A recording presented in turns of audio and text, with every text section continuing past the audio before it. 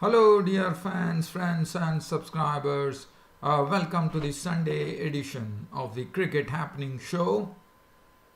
And on this cricket show, what is going to dominate is the Big Bash League 2019, which came to an end in a very low scoring match in the final, but definitely one could say it was a real worthy final as Melbourne Renegades actually won the match. This is the first time that they are winning the Big Bash League as they came from behind. They were in a very strong position, chasing a low total of 145 for 5. One time they were 93 for no loss. Ben Duncan Stoneys had given them a good start, but then the innings fell away with the Melbourne Renegades bowlers really having a stranglehold on the Melbourne Stars batsmen, and things totally fell away as they were restricted to 132 for 7,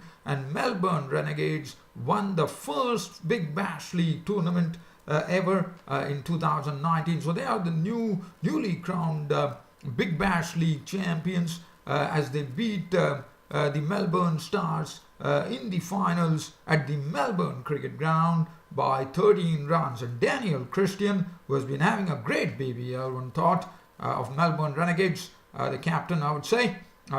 Finch is the captain, I'm sorry about it. Daniel Christian was the man of the match. So I'm going to talk about this and we'll have a look at a few details on this Big Bash League match. And other than that, we'll have a look at some Pakistan Super League as well, and also a quadrangular tournament which is going on in Oman, where Ireland beat Netherlands with Stuart Pointer hitting a last ball 6 of Van Meekeren to end the match, and the match between Scotland and Oman was Scotland won. So we'll be talking about that. So first, let's talk about the Big Bash League. So Melbourne Renegades were the ones who batted first. Their start was not good. They faltered right at the beginning with Aaron Finch being run out by Jackson Bird for 13 of 10 deliveries with 2 fours. And then Scott Hanscom bowled Bird for 12 of 10 balls. So Jackson Bird had really rocked them early on in the piece, as he also got a very important wicket, that of Sam Harper, the wicketkeeper batsman, who's been doing a good job for Melbourne Renegades in this particular tournament. Sam Harper was caught and bowled by Bird for 6, and Bird was really flying high with 3 wickets, as he knocked off 3 wickets to reduce the Melbourne Renegades to 47 for 3 at one stage. So then Cameron White and Harvey was there, but Adam Zampa now took over, the spinner, and he actually reduced the innings further to 65 for 5 in the 11th over by snapping the wickets of Cameron White for 12 of as many balls with 1 4 and 1 6. Harvey was clean bowled by Zampa for 14 of 16 with 2 fours, as it really, as I said, this was not an easy pitch to bat on. The ball was coming a bit slower onto the bat, and one had to be really cautious playing the strokes. So it's not a pitch where you could play your strokes with grey abandon, unfortunately. And they were really I would say teetering at 65 for 5 in the 11th over. But then Cooper and Christian joined hands, and they were the ones who made sure that the Melbourne Renegades will finish off with a decent total of 145 for 5. Daniel Christian, who has been having a great BBL, was not out on 38 of 30 deliveries, 2 fours and 1 6. Cooper gave him admirable company, not out on 43 of 35 deliveries, 2 fours and 2 sixes, and they sat on 145 for 5. And I have to say, this partnership, which took on things from 65, did a good job, as they added an 80-run. There was an 80-run partnership that happened in the balanced 10 overs without any further mishap, and that took them to 145 for 5. The bowling, Worrell were done very well the other day in the semi-final, was taken for runs. In fact, he was the most costliest bowler today from Melbourne Renegades. 4 overs from Melbourne Stars, 4 overs, no made, none for 37. Jackson Bird, as I said, after bowling those 3 overs for 95, never bowled in this particular, which was a bit of a, for me, it was a bit of a surprise. Jackson Bird, after taking 2 wickets and all 1 run out as well. Zampa, 4 overs, 221, did a fine job. Lamichani, 4 overs, none for 16, turned it on beautifully. Stoinis, 2 overs, 19, and Dwayne Bravo, 3 overs, no made, none for 24. Now, Melbourne Stars were given a target, a modest target of 146, but on this particular pitch, one could say a slow pitch. As I said, the ball is not really easily coming onto the bat. One had to really bide their time at the crease and really look at how to play the balls. And Melbourne Stars, in the quest of a chase of 146 runs, started off in brilliant fashion with the openers Ben Dunk and Marcus Stoinis putting on 93 runs for the first wicket, with Ben Dunk's contribution being 57 of 45, 4 fours and 1 6, and Stoinis making 39 of 38, 2 fours and 1 6, both becoming a victim of the bowling of Cameron Boyce. Now, at this stage, one would have reckoned if the score on 93 for no loss and opening partnership provided, it was just a matter, one was probably thinking the writing was on the wall that the Melbourne Stars are going to run away with this match because it's only a matter of 50 odd runs to get with 9 wickets in hand. And look at what happened. Now, this was the turning point in the game, which happened after 93 for no loss. They were restricted to 132 for 7. That really tells you 39 runs and 7 wickets falling. It was all due to some brilliant bowling. One thought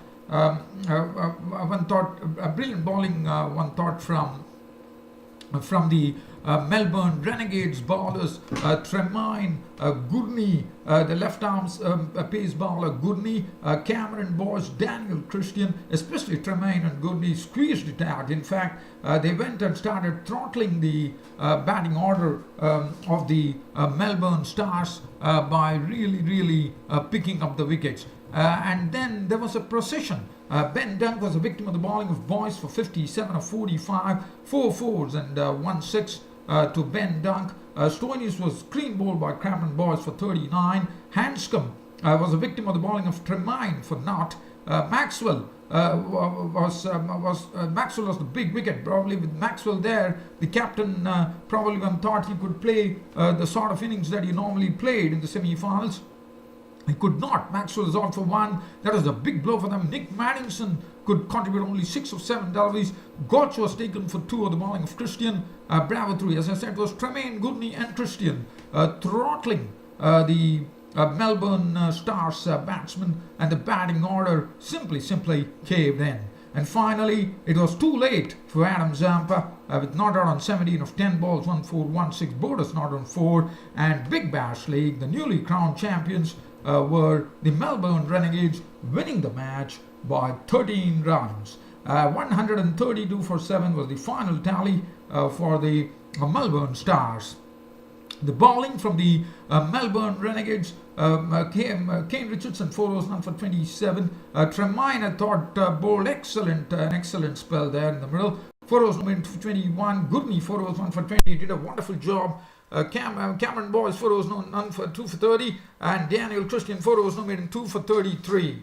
And the man of the match, going to, I would reckon Daniel Christian was actually named the player of the match. And definitely, as I said, this was like sheer robbery here, because one would have expected when the Melbourne Renegades score on 93 for none, it was just a matter of completing the formalities with 9 wickets in hand, and all the wickets in hand at 93 for no loss, and they would have probably gone on to actually win the Big Bash League. But the reverse happened with Melbourne Renegades, Aaron Finch, the proud and victorious captain, lifting the Big Bash League 2019. A tremendous performance, one thought, from the Melbourne Renegades, especially considering that it was the Big Bash League finals. A very worthy win for Melbourne Renegades. Really earned a win here. So congratulations to the Melbourne Renegades for winning their first ever Big Bash League tournament in Australia.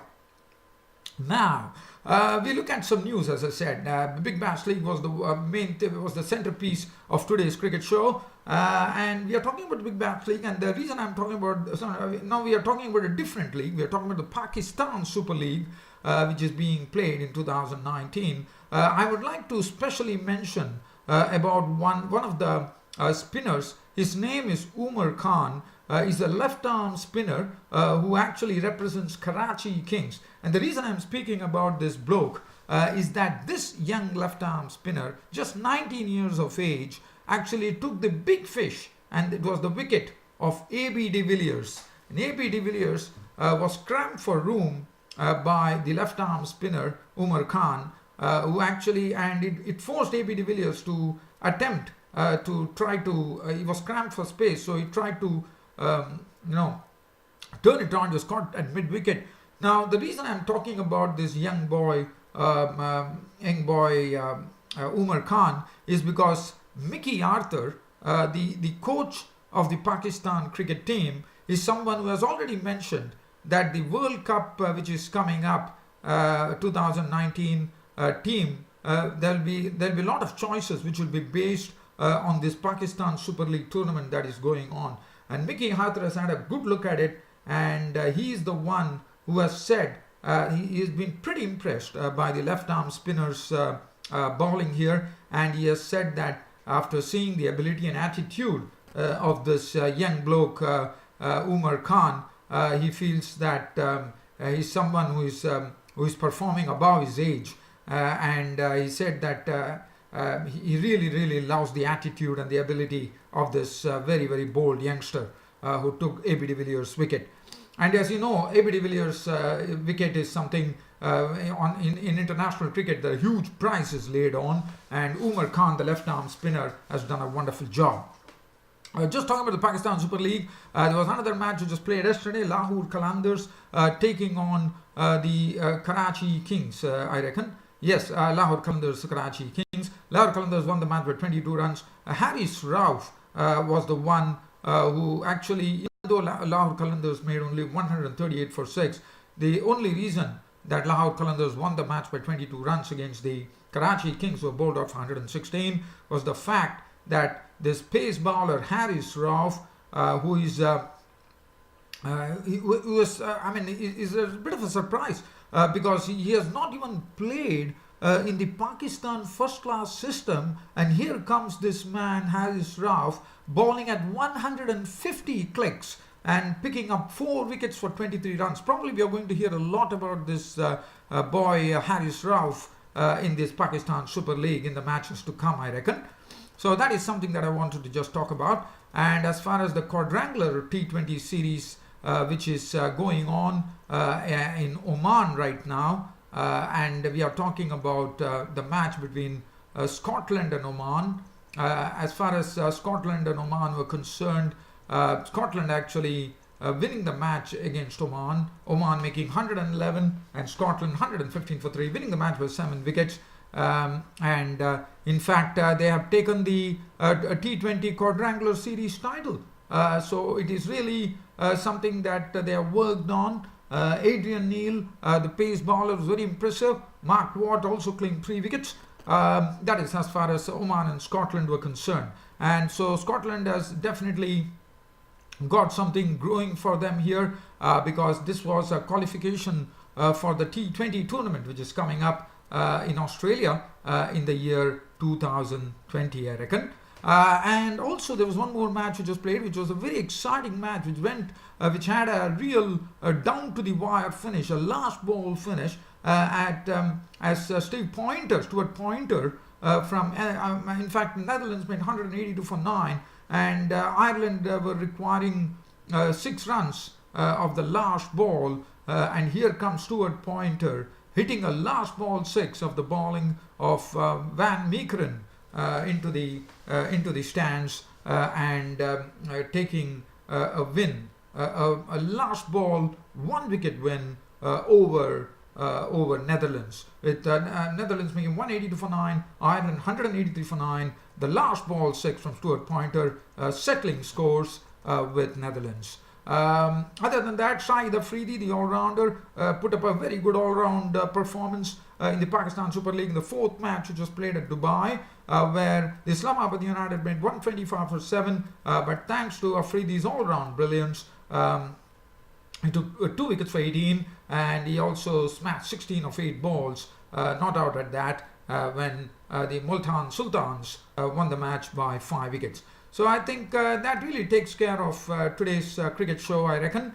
And has been always, as I said, it's always been a pleasure bringing you this cricket show of mine today. And I wish I could do it on a daily basis, which unfortunately I have not been doing. But I always strive to do this on a regular basis. Well, it has been a pleasure talking to you all, dear fans and subscribers, and recounting the cricket stories that were happening today. Hope to see you all tomorrow on the next cricket broadcast. Until then, it's your host Ram signing off this on a Sunday.